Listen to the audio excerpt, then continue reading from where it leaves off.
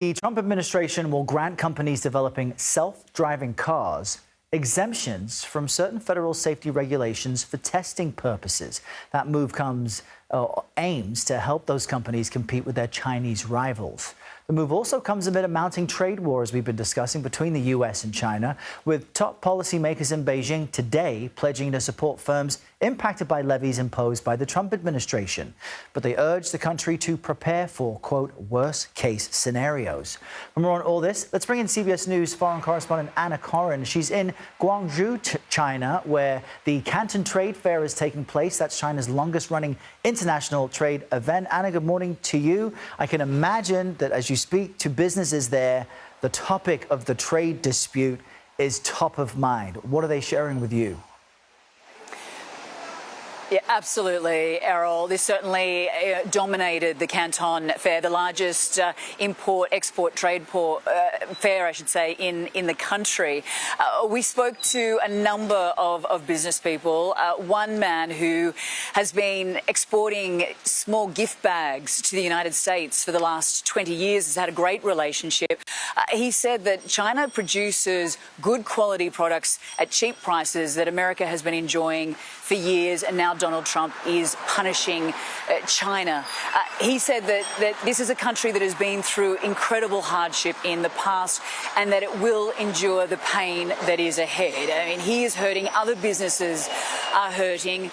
They are trying to diversify. They're looking to Europe and other markets to absorb that surplus, but they know that they are in for a rocky time ahead, but they are willing to persevere because they believe that they are on the right side of this trade war, Errol. And we're just seeing some of the footage from that trade fair, some really interesting technology they're showing off. And I understand that you, this week, went on a government tour in the country and got to see how the country's planning to cope with U.S. tariffs. What did you see?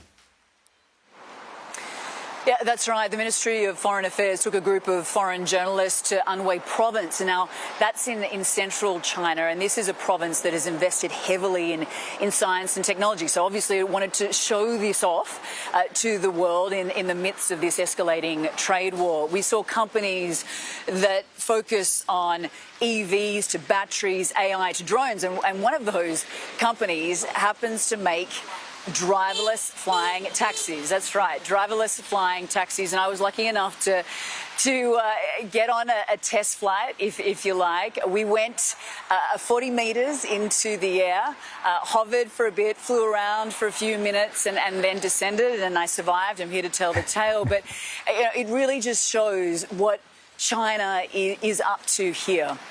The government officials that we spent time with, they are very confident that China will win this trade war. The reason being is, as I said before, they believe they're on the right side of it. They have a population of 1.4 billion people that will hopefully absorb the surplus that would have otherwise have gone to the United States. That is a huge job that they have ahead of them, but also that they can keep costs lower. Obviously lower wages, but also the emphasis on automation, which is huge in this country. They have an army of robots, manufacturing what we are seeing, the products that we are seeing. That is very hard for the United States to compete with. So the other edge, I think, that is really important to stress, Errol, is the supply chain. China primarily has a vertical supply chain. Everything comes within China. This is something that Donald Trump dreams about having. This is China's real advantage in this trade war. So, the key message from this trip was that China has been preparing for this for a very long time. They have become much more self-reliant in the process, and that they won't be backing down. Errol. Well, stunning to see you, what I thought was Anna Coren, the pilot there, but as you noted, driverless taxis that can get 40 feet off the ground. Anna Coren doing it all, joining us from China. Thanks so much.